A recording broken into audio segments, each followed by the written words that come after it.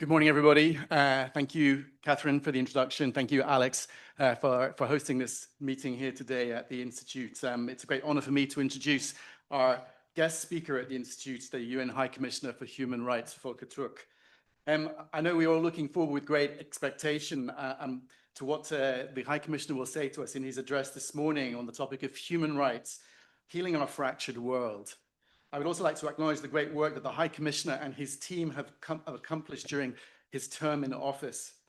I think we can all say with certainty that there has probably never been a time of greater challenge to the work of upholding universal human rights and seeing the promise of the Universal Declaration on Human Rights adopted with such great hope over 75 years ago, upheld in our world today. And yet, High Commissioner, and we thank you for this, we see that you continue and still succeed in making the case for human rights, and that case needs to be made every day, as we know, for the reasons that you will set out for us, and you can certainly count on Ireland's unstinting support in the work that you do. For our world is indeed fractured and fragmented, and I welcome that you've chosen to come to talk to us at this time. It's a great honor to have you here in Ireland. Human rights have been central to Ireland's foreign policy since the very beginning. A commitment to multilateralism, to the rule of law, has guided us from our first steps on the international stage over a century ago. It has underpinned the commitment to achieving peace in our own country and created the conditions that led to the Good Friday Agreement and to peace in Northern Ireland. It has also underpinned our long tradition of peacekeeping, humanitarianism, and to development cooperation, as well as our strong adherence to this and support for the values that underpin the European Union, a community founded on law, and of course, the principles enshrined in the Charter of the United Nations. These are values we seek to live every day. As we witness the terrible conflicts, the failure to respect international law, international humanitarian law, international human rights law that is occurring globally, including on our own conflict, in too many conflicts, whether that be in Palestine, in Ukraine, in Sudan, in Afghanistan, in Yemen, in too many places all over our world, or whether it be the pushback on women's rights and gender equality globally, or on the rights of LGBTIQ+ citizens that again we witness in too many parts of our world. Our response can only be to strengthen our commitment to uphold human rights and to defend the multilateral system that underpins them. For this reason, Ireland has decided to put itself forward as a candidate for election to the Human Rights Council for the term 2027 to 2029. We are conscious that this is not an easy time for human rights, that their universality and indivisibility is everywhere being questioned, that in some countries, rights and freedoms which have been taken granted for many years are now in doubt. Next week, at the United Nations General Assembly, the Taoiseach and Minister for Foreign Affairs and Trade, Simon Harris, will host a high-level event where he will launch the thematic principles that will underpin Ireland's campaign for membership of the Council. Throughout the campaign to follow, and if elected during our term on the Council, we will highlight the importance of economic, social, and cultural rights, as well as civil and political ones. All of these rights are important. Our pledges made on the 75th anniversary of the Universal Declaration reiterated Ireland's commitment to the need for safe and supported civil society and for human rights defenders to carry out their work free from repression and reprisal. We also pledged our continued support to your office, High Commissioner, and we look forward to deepening this cooperation. We will, therefore, continue to stand with those defending human rights wherever they are.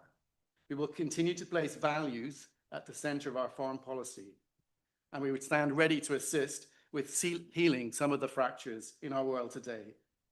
So without further pause, please let me welcome the High Commissioner Volker Türk. We look forward to hearing from you, and I'll hand back to our chair, Catherine Costello. Thank you.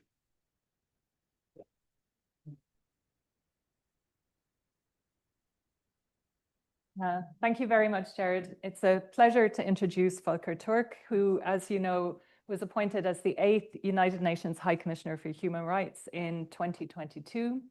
Prior to that, he was Under Secretary General for Policy at the Executive Office of the UN Secretary General. And prior to that, we knew each other as he had a long and distinguished career in UNHCR, in particular as Assistant High Commissioner for Protection in UNHCR from 2015 to 2019, which coincided with the development of the landmark Global Compact for Refugees, really a moment wherein it looked like the so-called refugee crisis of 2015 was going to be a harbinger of positive change in the international community. And he and others were able to make some real progress on global responsibility sharing for refugees, which is an extraordinary legacy. He also is, like myself, a legal scholar. He has a doctorate in international law from the University of Vienna and a Master of Laws degrees from the University of Linz, also in Austria. So he's going to address us today for about 20 minutes. And just a reminder that today's event and the Q&A are both on the record. And I encourage you to think of some challenging questions, both for those in person and our online audience who will also be able to pose questions on the Zoom. So Volker, over to you. Thank you.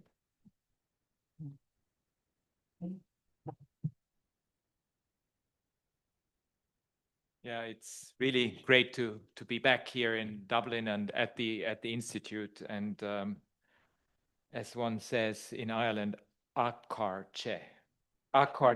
Sorry, it was probably not quite. So really pleased to be here, and thank you very much for the invitation. And I'm really delighted to make this presentation in the beautiful city of Dublin. I've always been captivated by Ireland's rich oral tradition. I mean, Irish writers and poets have long understood the power of words, which reach the mind, but also go straight to the heart.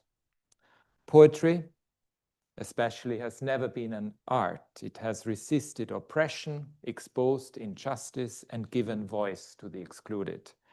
Your own Seamus Heaney exemplified this, and in his work From the Republic of Conscience and Beyond, he invited us to consider the role of our deepest human values in our lives. These are the same values that underpin human rights: freedom, equality, and justice. They are not political or ideological. They resonate with our moral core as human beings. Human rights are legal obligations, but they are much more than that. And yet today, human rights are under threat. Disturbing trends are fracturing the protective edifice of international law and tearing at social cohesion.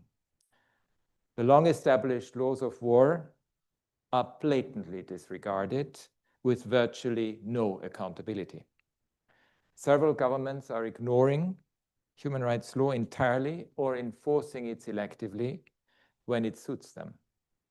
Others are withdrawing from international agreements and attacking global institutions and frameworks. Hate speech and discrimination against minorities are driving us further apart. Inequalities are deepening. But while human rights are coming under attack, they are also the medicine we need to help our fractured world to heal. Distinguished guests, I see three areas where human rights offer a path forward. Let me begin with war, the ultimate violation of human rights, which is evident in so many conflicts around the world. In fact, we have probably some 60 countries now with over 120 conflicts that are taking place there, which is the highest number since the end of the Second World War. From Gaza to Sudan, to Myanmar, to the Democratic Republic of the Congo.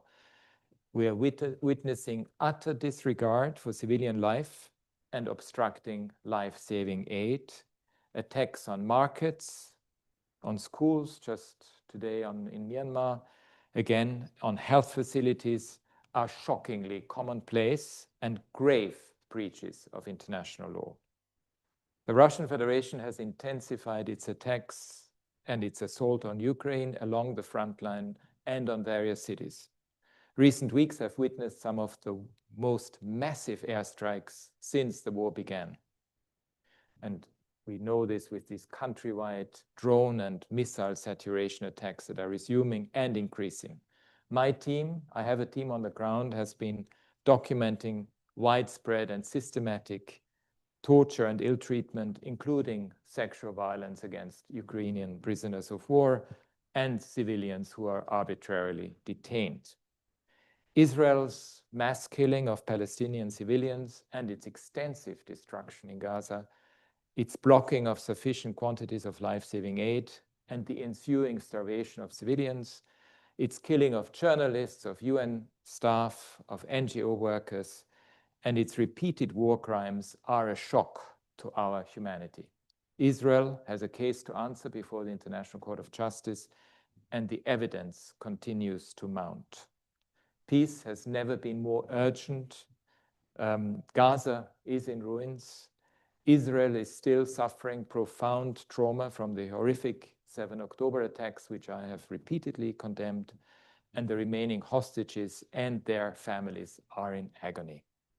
It's clear for the international community there needs to be action, stop the flow of arms to Israel that may violate international law, press for a ceasefire, the release of hostages, but also detainees, secure humanitarian access, and oppose military takeover and annexation, including in the West Bank, while supporting the right to self-determination of the Palestinians. Against this tragic backdrop, some leaders are celebrating violence. Pro-war propaganda is expanding, and if you look at global military spending, it has reached an all-time high of $2.7 trillion.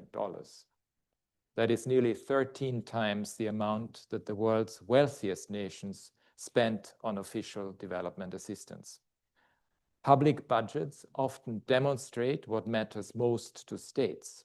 And here the message is loud and clear: weapons over dialogue. But lasting security cannot be achieved by military spending alone.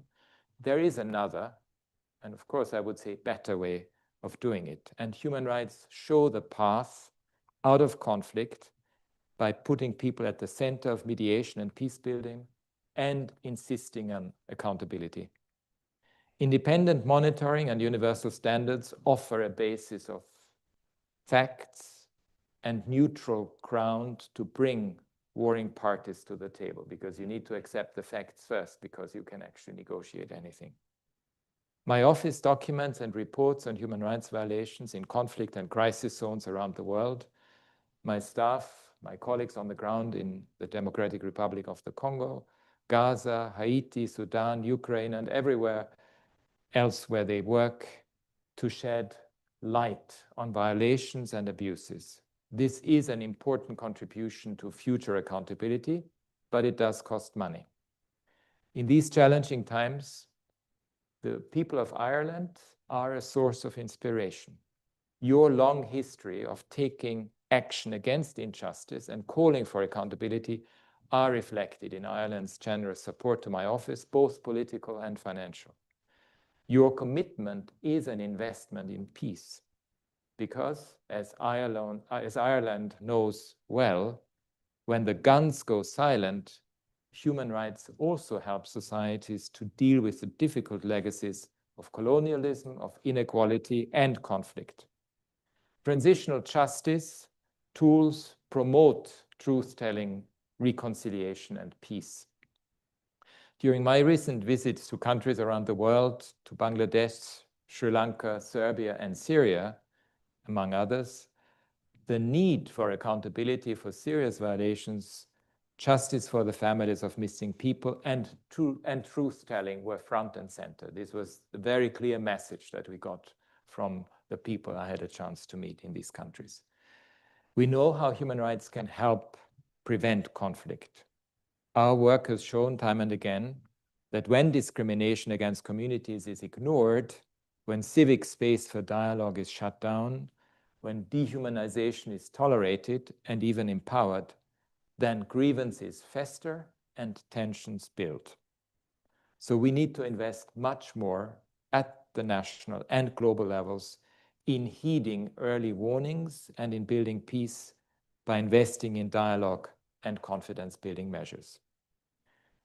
This is closely linked to the second area I would like to touch on, civic space. Ireland is a champion of the vital work of human rights defenders worldwide, and I'm very happy that Mary Lawler is with us, the Special Rapporteur on Human Rights Defenders. Free speech, dissent, and the right to peaceful protest are essential to building strong, resilient societies.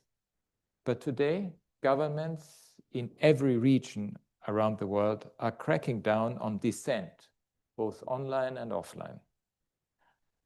Authorities are using excessive force against demonstrators and activists and restricting the right to peaceful protest. Human rights defenders are being threatened, criminalized, or worse. Around the world, at least 625 human rights defenders and media workers were killed or disappeared in 2024.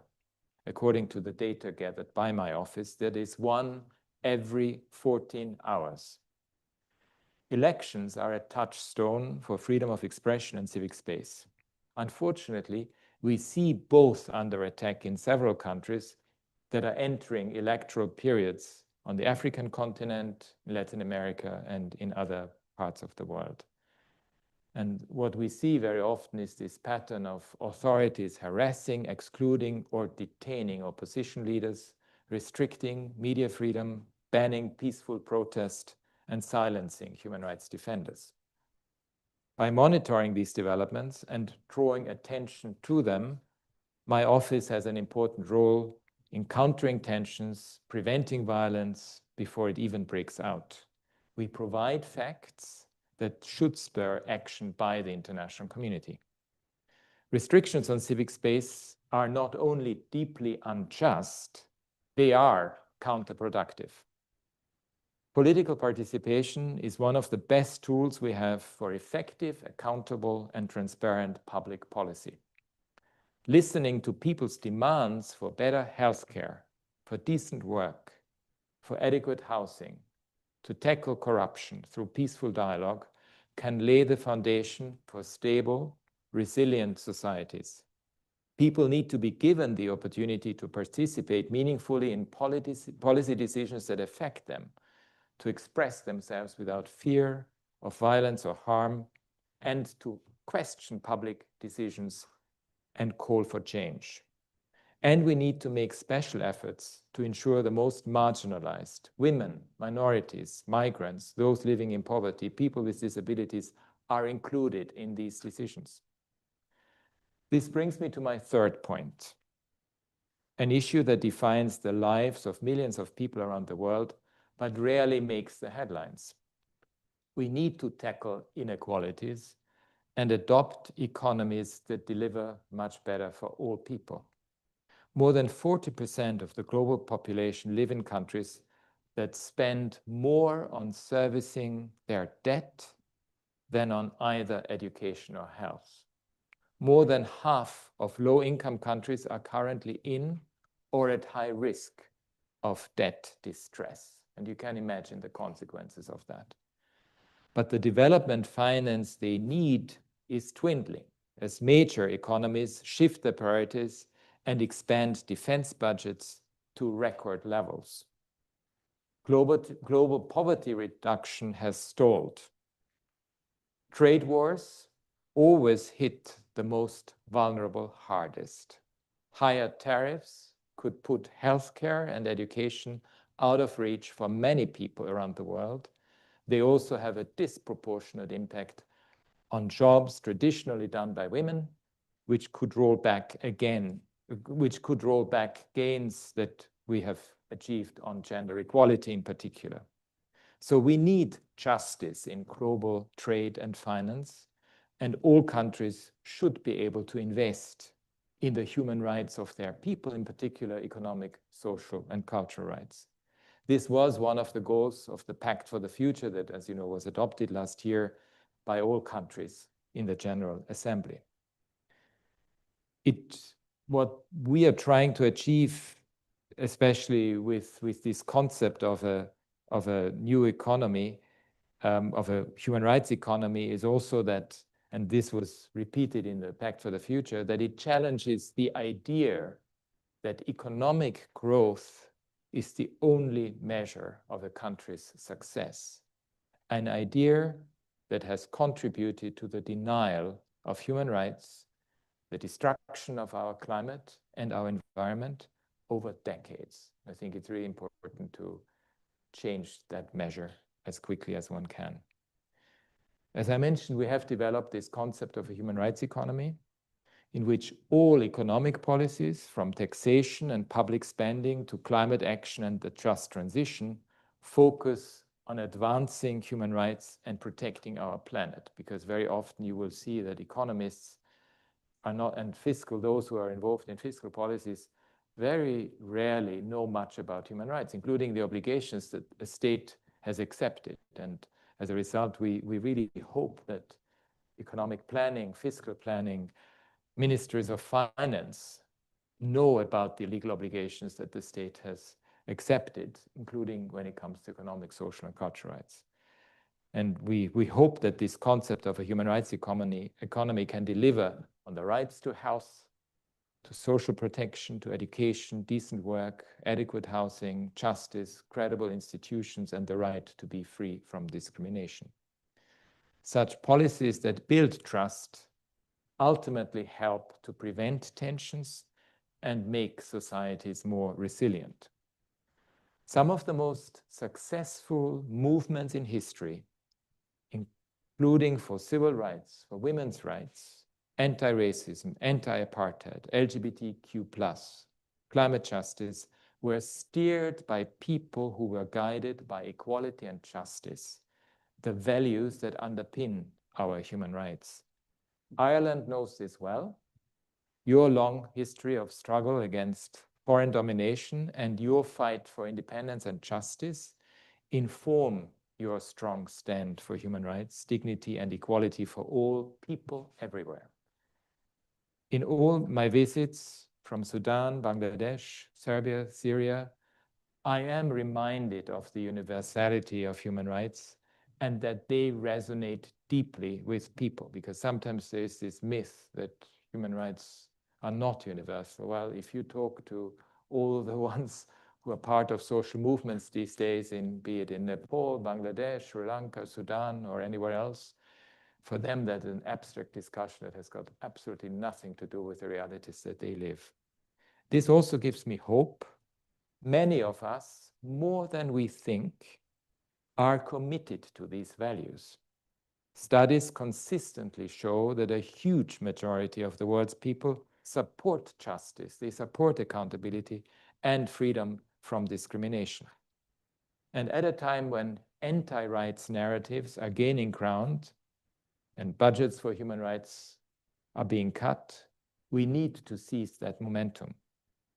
We are working to inspire an alliance of member states, philanthropies, civil society, and others to defend international human rights and humanitarian law and to strengthen the entire human rights ecosystem. I presented this idea to member states and others last week in my opening to the Human Rights Council, and I very much hope that the government of Ireland, the Irish civil society will play a major role in line with your leadership on human rights around the world. People often feel powerless or helpless in the face of mounting conflict, hate, and division. But human rights bring the energy for change. They are a moral compass, an ideal that inspires, that captures the imagination, and a framework of practical, concrete steps. Human rights belong to all of us, so all of us need to protect them.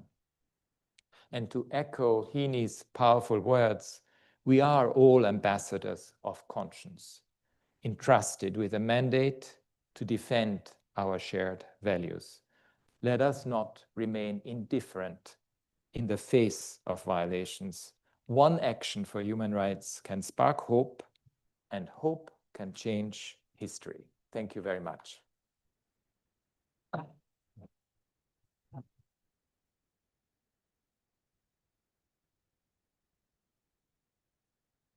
Great. Thank you very much, Volker, for those very sobering, candid, and yet beautiful words about human rights in today's world. So I'd invite questions, and if you have them, also to introduce yourself, whether you're online or here in the room. And I gather, Volker, you'd prefer to take a few questions together, so we might cluster 2 or 3 at a go. Would you like to start us off? Ronan Tynan, I'm a filmmaker, and I have a particular interest in human rights. It's like the last film I did, Bringing Assad to Justice. They all have a unique human rights element. And that brings me to one of the key points you made. People do feel powerless. And I would put it to you very clearly that people are right to feel powerless. Because even the way you address this today and the way we talk about human rights and the way we've kind of almost intellectualized it, we make it easy to normalize a genocide in Gaza. In fact, you did it, and I respect you enormously, and I'm not just trying to be provocative, but I have many friends who were brutally tortured and murdered in Syria. That documentary was made with the help of many of those people, and it still pains me today because what I see in Gaza, I saw repeatedly for years in Syria. The systematic bombing of hospitals, systematic murder of medical people, systematic bombing of schools, starvation, sieges, with even Alex de Waal saying the UN should have used the word famine to describe the sieges in Syria. And Israelis, I know, saw what happened and studied what happened in Syria. And more than once when I was challenged about Gaza, I was said, look at Assad in Syria, because I knew I was quite expert in that area. Do you see the point I'm making? We did nothing about Syria. We normalized it. And now we're normalizing genocide in Gaza, because I really expected a little different, a dramatically different presentation. Because when you have a genocide being live streamed, this is not just disillusioning. This is an indictment of the entire system. It says human rights are now irrelevant, that campaigning seems to be a futile exercise when you see this kind of systematic murder, when Western states in particular continue to trade with Israel. And let's be brutally honest about it. The hypocrisy involved in the way we rightly challenge Putin on Ukraine, we rightly call them out. You've got a team in Ukraine, quite rightly. You have no one in Gaza. I haven't seen you at the border trying to get a campaign in. I'm just trying to say to you that really you need a much more radical approach, because we all need a much more radical approach. You know, we all need to ask ourselves, what are we doing? Like, I could be very provocative and say, has UCD, for example, boycotted Israeli universities? Has the law department taken that initiative? It's too easy to normalize the genocide when we talk like this.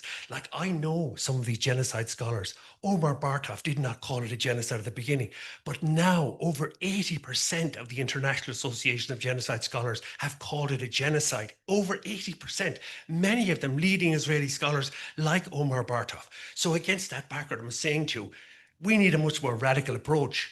I would respectfully suggest, I'm asking, are you working on some radical approach, recognizing the dramatic failure of, shall we say, the architecture designed after World War II to prevent genocide, for example, and after Syria? I mean, we've been alerted to this absolute catastrophe repeatedly, day after day. And if we continue to make speeches like you've made, and we continue to intellectualize the process, we're avoiding the central issue, that even the laws of war were designed when big armies fought each other. But that's not the way war is fought anymore. So I think you get my point, and I'll stop here. Thank you. Great. Will we still take 2 more? Yeah. Anyone else in the room or online? I have a couple.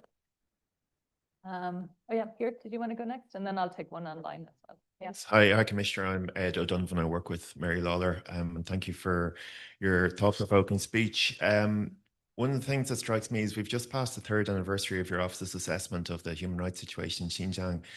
And given China's intransigence and its growing importance to the UN, I'm just curious how your office is working to implement some of those excellent recommendations which were made 3 years ago and which we've seen very little evidence of being implemented. Thank you. And I might just put one of the online questions because it's thematically related. We have a question from Matt O'Neill, also about Gaza and Ukraine, but specifically about estimates about human rights violations against children in both settings, and very specifically asking you if you are frustrated at the slow pace in the EU at taking concrete and serious action against the Israeli government over Gaza. Look, on the first one, I think it is extremely important to know where the origins of international humanitarian law and international human rights law are coming from.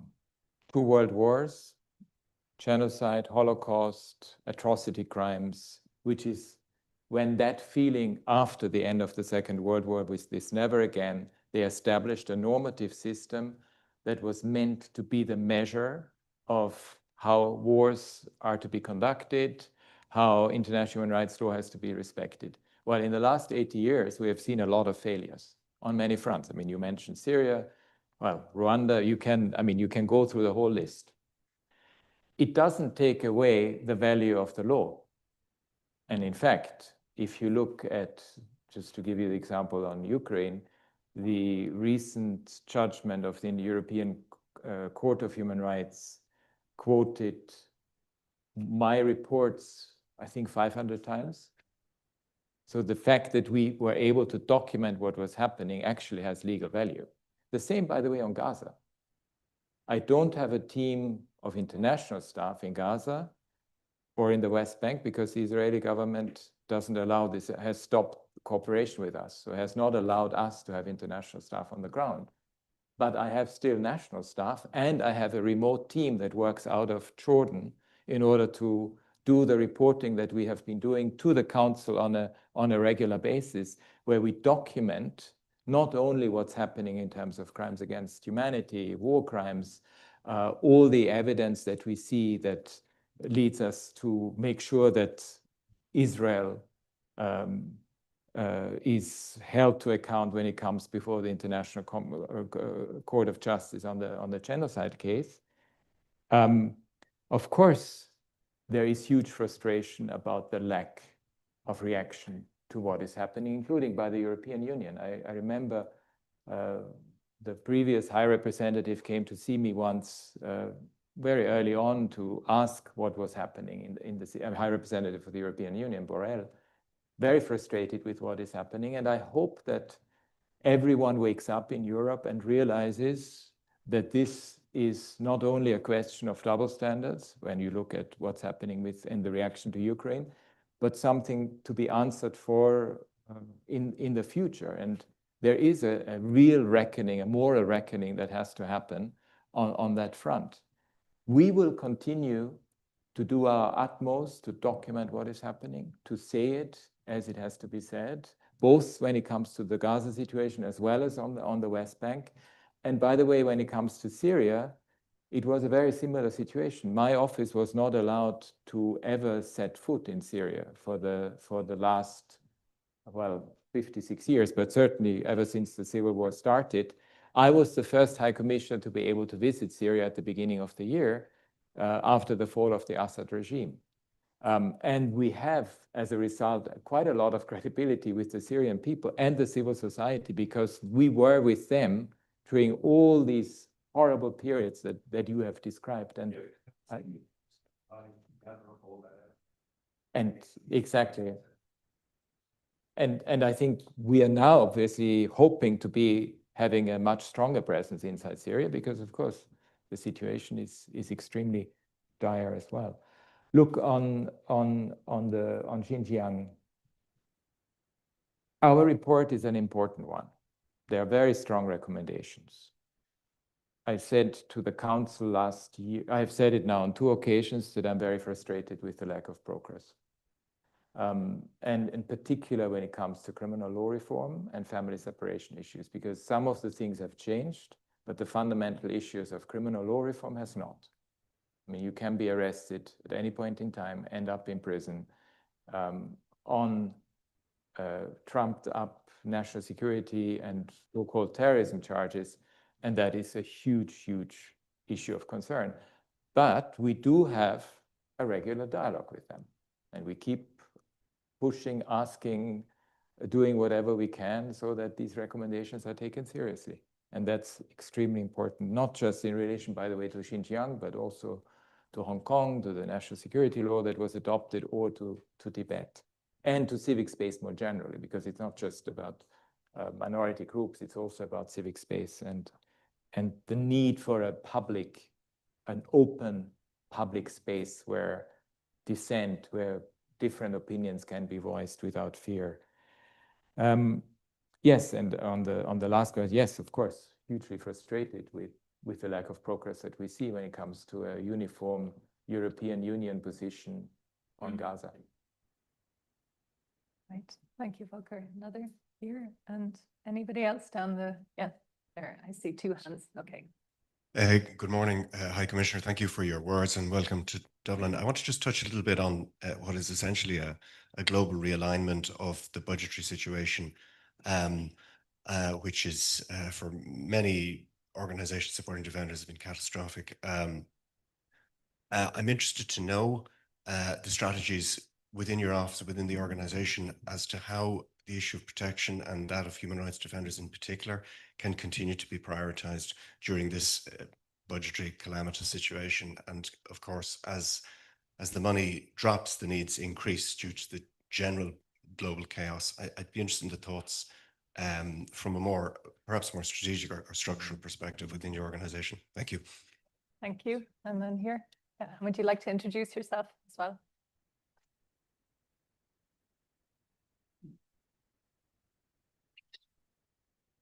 Hello, good morning. My name is Trinity. I work for Amnesty International. But my question is more on fascism. There is a rising concern on fascism in not only Europe, in the Americas. And I would like you to comment, especially because it's something we've seen before. I'm particularly young, just 22 years old. And so it's something that I've just read in history books. And now it seems that we're living in it. And there's a very thin line on freedom of expression and hate speech. And many of us, maybe in the West, love playing jump rope with that, thin line there is. So would you care to comment on the, growing issue on fascism, considering it's an economic issue as well, and particularly how it affects marginalized groups, whether it's here, refugees, or in Africa, because there's a rising concern for, particularly in Congo, in the western part of Congo, where diamonds are mined. There are people who are being exploited, women who are being raped, and we have become very desensitized to, particularly, I will say, Black bodies, because there is no period in time where the massacre, the genocides of Black people has been taken like it really matters. Yeah, thank you. Thank you. Question for the Times for sure. Anybody else down the back? Maybe I can't see. Yeah, go ahead.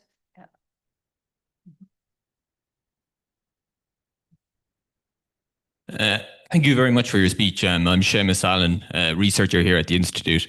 I wanted to ask, you talked about media freedom and the stifling of protests, particularly in Africa and in Latin America. Can you just comment on the importance of media freedom and perhaps even social media freedom when it comes to documenting and having evidence about human rights abuses? And then just a second question, can you comment on the situation in Europe and even in the United States, particularly, say, Germany, the United Kingdom, where we're seeing perhaps criminalization of protest? Thank you so much. Good. Yeah. On the budget question, look, it's disastrous for human rights organizations around the world, and particularly for human rights defenders and civil society organizations at the grassroots level, because one of the main funders, US, has basically cut the funding from one day to the next. And wherever I go, I hear it from grassroots organizations that they don't have the funding anymore. So I think we should all be aware that this will lead to a weakening of the human rights system. Because if you don't have the funding, and if you are also in some of these countries where there's much more authoritarianism, if you're also ending up in a situation where you can't, or where you oppress as a result of what you document and what you say, it's almost a double hit on human rights defenders, civil society organizations around the world, and it's extremely worrying. By the way, and this is not just for grassroots organizations, it's also for the United Nations. I mean, my own office has been hit quite hard. I mean, we are losing at least about a quarter of our income this year, which is massive because we already were quite underfunded. Special rapporteurs can only do one country visit, for example. Treaty bodies can only meet twice, not 3 times a year, which means all the ripple. It sounds a bit abstract, but that actually means that accountability mechanisms of sorts are not there to provide precisely the space that is needed in order to raise human rights issues. I have asked philanthropists, the philanthropic foundations, to really see this as a very critical existential moment. Of course, we hope that there is a realization when you see that defense budgets are going up, that military budgets and defense budgets are not going to be, that the world is not becoming more secure by doing only by increasing military spending, but also to realize that if you weaken the human rights system at its core, you end up with a much more insecure world in the future. To actually say that military defense or even national security, if people are so much interested in national security, they need to see that human rights is part of it. An investment in human rights when it comes to early warning, early action is absolutely critical. And I'm not sure that realization has yet sunk in. It's going to be very important to keep making that point compellingly and to show concretely how you can actually prevent things from happening or mitigating things to some extent. And that's really what the human rights work is all about. On fascism and generally extremism, anti-rights agendas, and so forth. I think the biggest problem is societies are much more divided, and there is so much dehumanization going on, especially against vulnerable groups, people of African descent in some parts of the world, people with disabilities, LGBTQ+ communities, all kinds of minorities. It's this typical, and that comes from fascism studies, the scapegoating issue. You identify a group, you target that group, you attack it, you dehumanize it, which I think we know from history is a very dangerous and a very slippery slope, because if the dehumanization starts with one group, it doesn't end there. It continues. And if I look at political debates today, even in the Western world, well, very much in the Western world, I see the same binary black and white attitude. The enemy, your political opponent, is considered an enemy. Sometimes we even see the label of terrorism used, for political opponents, which is extremely dangerous. And I think it really goes back to the importance of making sure that we regain the public square where there can be robust debates and disagreements. And there, free and independent media play an incredibly important role. I think the question of media freedoms comes in, because why do we need free and independent media? Because we need to have an agreement on facts, and we need to have a discussion about how to interpret the facts.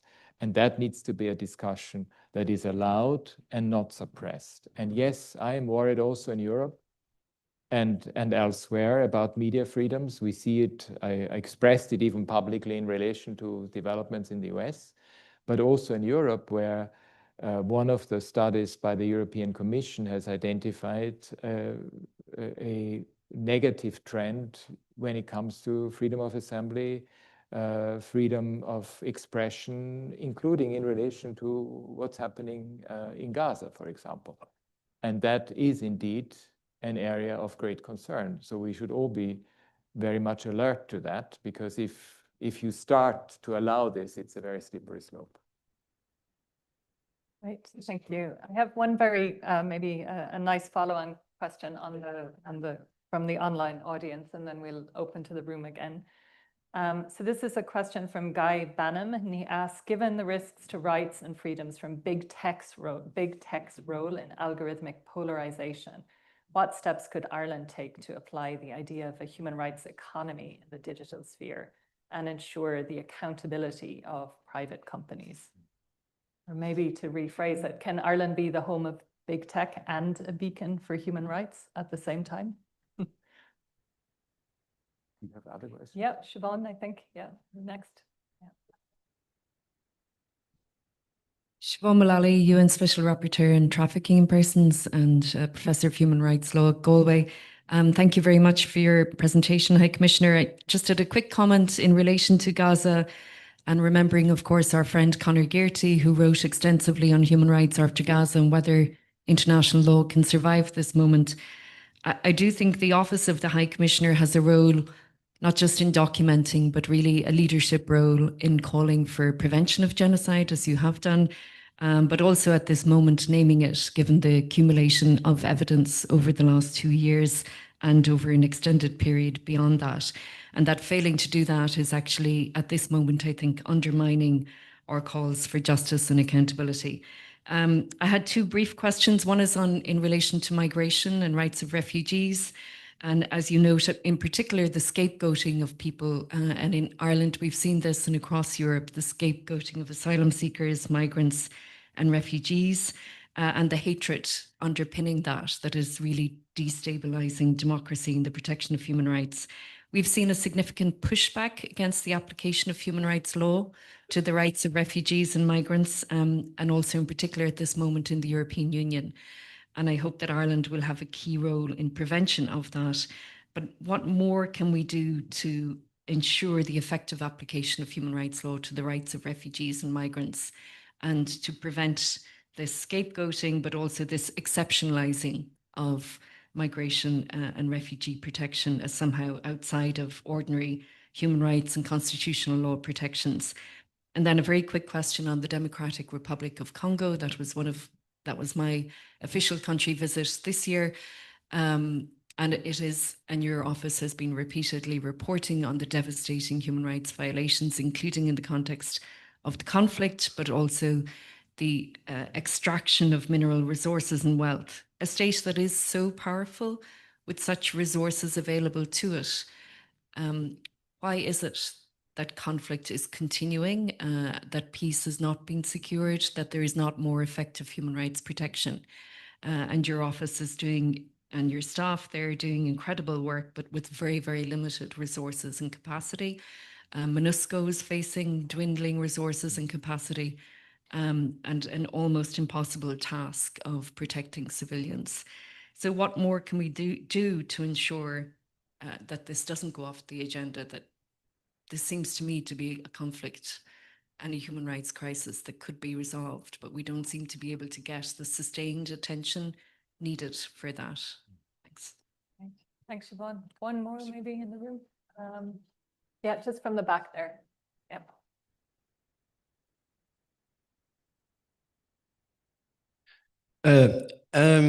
You've mentioned previously that like governments are kind of failing to react to different abuses all around the world.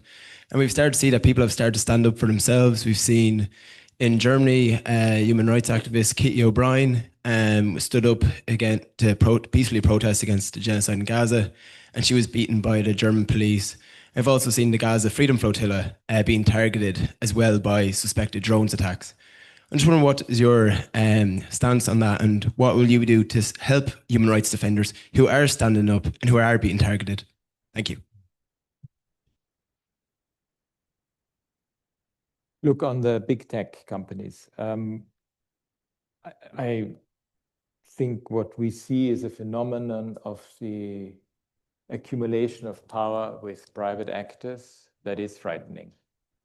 And it should frighten us all, because we see what's happening, especially on the algorithms. And I fully agree that this is probably one of the biggest challenges that we face, because it also has this adverse impact on social cohesion within societies. I mean, we see hate speech becoming the new normal on so many fronts, and the loss of any nuance in any public debate. And social media definitely play an incredible role when it comes to this, especially the way that they're set up.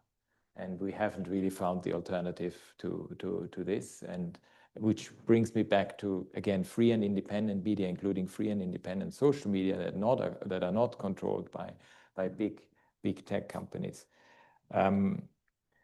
I think when it comes to the role of Ireland and the European Union more generally, I mean, you have a number of regulations: the Digital Service Act, Digital Market Act, the AI Act. I mean, and they are very important because there is this resistance to regulation, which frankly, from our perspective, is absolutely cardinal. You need regulation. I mean, I'm always stunned by when you look at pharmaceutical products, for example, the type of tests that has to be done before you are actually able to put any medication on the market is rigorous. And yes, we are grateful that it is rigorous because we don't want to take any medication that would actually harm us. But you don't have this with the type of products that we see on the tech side. We don't, I mean, anyone can put all kinds of material out there, not knowing necessarily even the consequences of it, and then see what happens. I mean, we know the role that Facebook played in Myanmar, for example, where it was the one social media tool where hate speech and the incitement to violence were rampant. They had one person who understood the local language, but only Bamar, didn't realize, you know, what type of hate speech was going on against the Rohingya in 2017, when you then saw this massive ethnic displacement and the massive human rights violations against the Rohingya. So I think there's a lot to be answered for, and frankly, the only way to do it is by regulation, both at the national level and at the international level. But then you have the other type. You have the cybercrime issues, which of course cybercrime is an important issue, but you then go into the overreach, and some authoritarian governments are using it precisely to suppress dissent and freedom of expression. And I mean, Bangladesh is a good example. There was a cybercrime law that was really used in order to suppress the opposition in a massive way.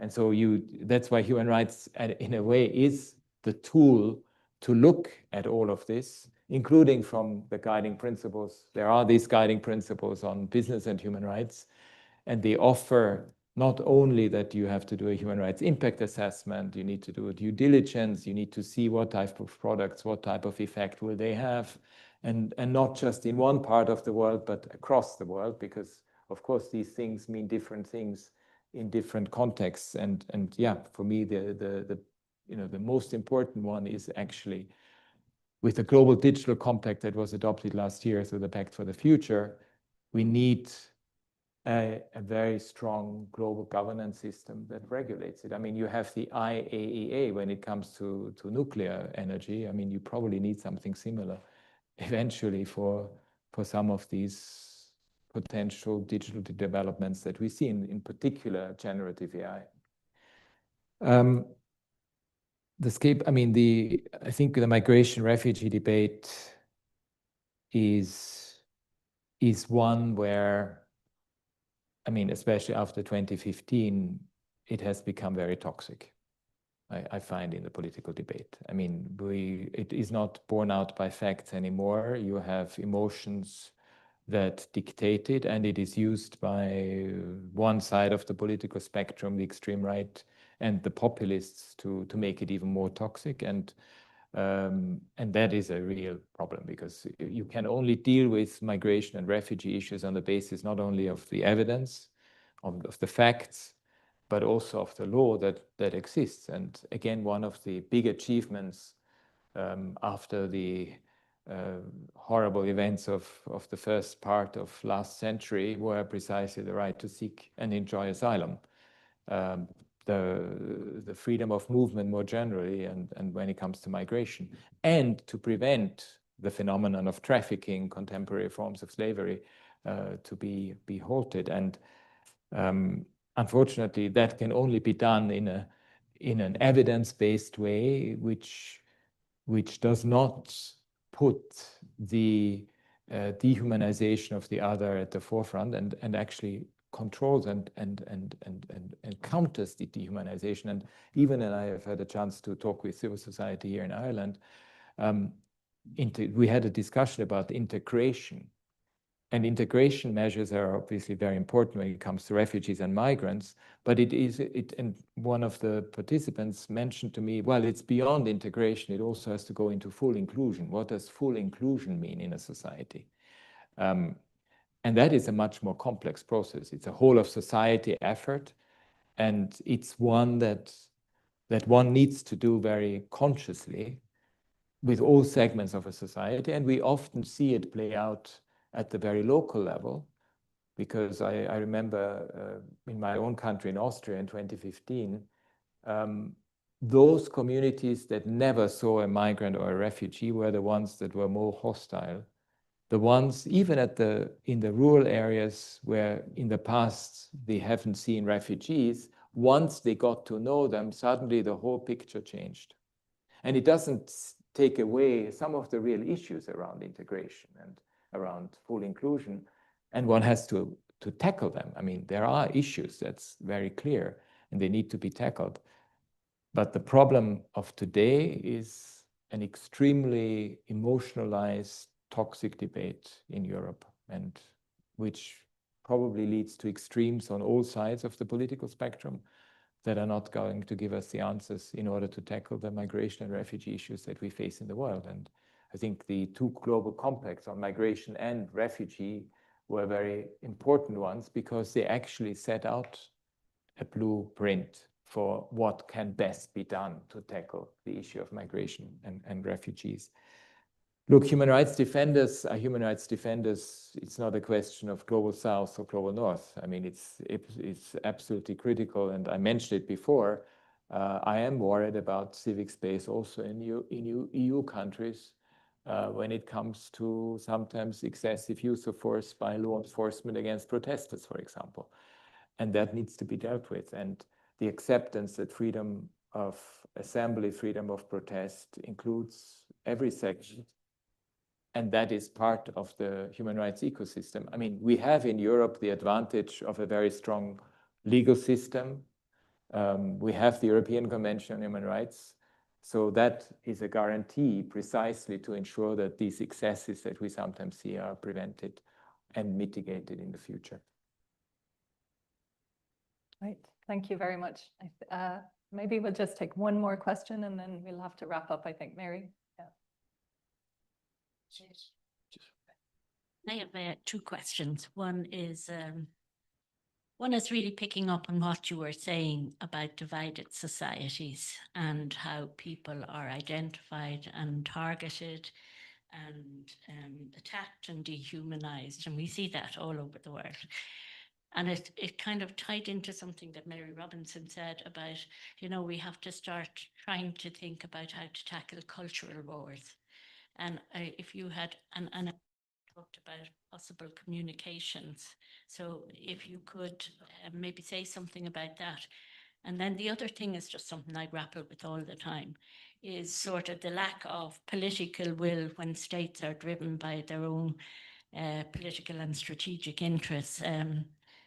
How do you work with that? You know, what do you think are the possibilities for progress on that kind of toxic environment? I think that'll have to be the final question. I'm conscious you have a busy day. And Right. Yeah. Look, on the divided society, I think if I were to give us all a task, I would say, how do we overcome division and polarization in our societies? And of course, it's amplified very much by social media. That's very clear, because you see people in their bubbles and ecosystems, and you don't actually have a discussion where you can agree to disagree and think that this is right. I mean, we have to agree to disagree on certain things, and that's fine.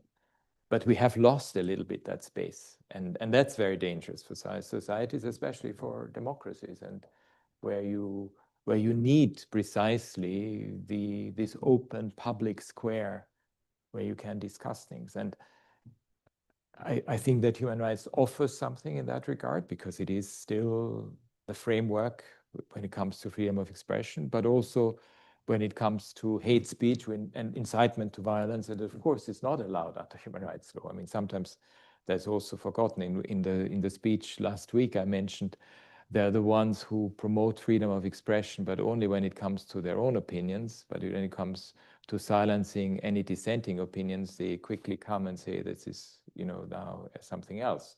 So we need a debate about this, about realizing also that if you allow the fraying of the social cohesion, at some stage it will break. And violence has often, unfortunately, been part of the equation in such circumstances. And so we need to almost offer this alternative where today, those who are in political office, you rarely hear them speak about compassion or about kindness or about civic duties and so forth. And you actually need that. You don't need the chauvinistic, almost supremacist exceptionalism type thing. We need an alternative politics, and one that I think, if I listen to young people in particular, I see this yearning on their part for precisely that. And I also think that, as I mentioned before, the vast majority of people want this good thing to have. They don't want the divisiveness, and they don't want to be caught up constantly in this negativity, in this spiral of negativity. They want to be able to act and do things. And I think the nuances, when you lose the nuances, when everything becomes binary, when everything, either you're for me or you're against me, and when that mentality is becoming the new normal, yes, you will have lost a lot of human ingenuity and creativity that you actually need to tackle the big challenges of our time.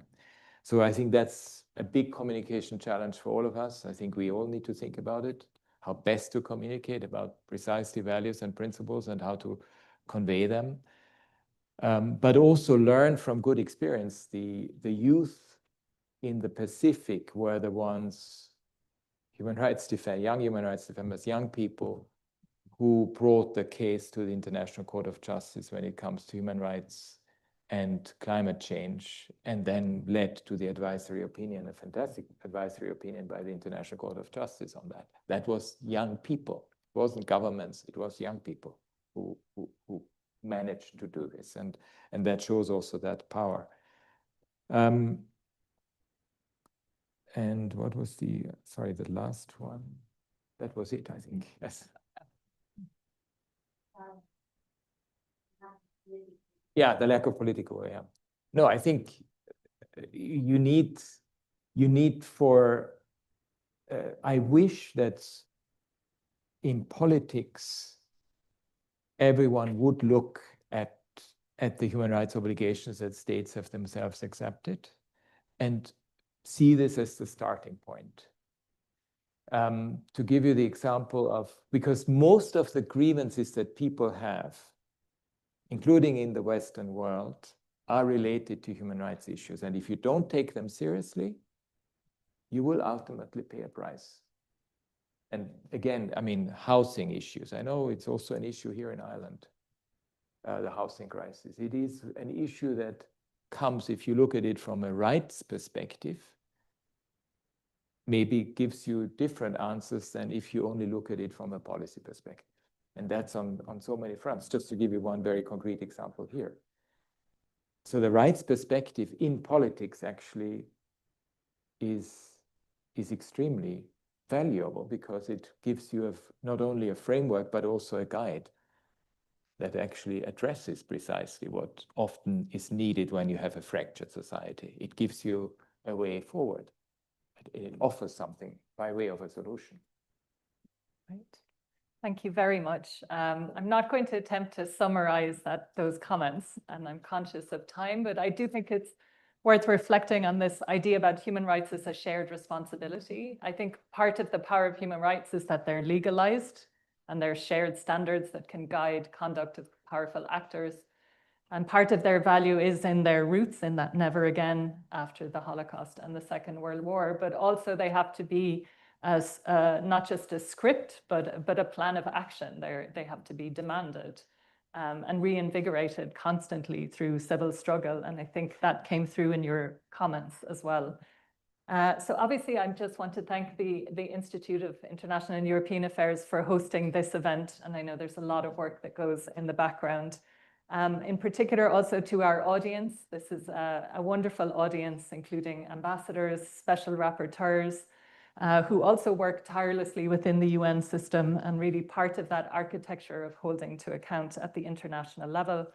And of course, to the High Commissioner's team, including Claire Inder, his advisor who's here, who put the event together also, and naturally inviting you to join me in thanking our speaker today. Thanks, Volker.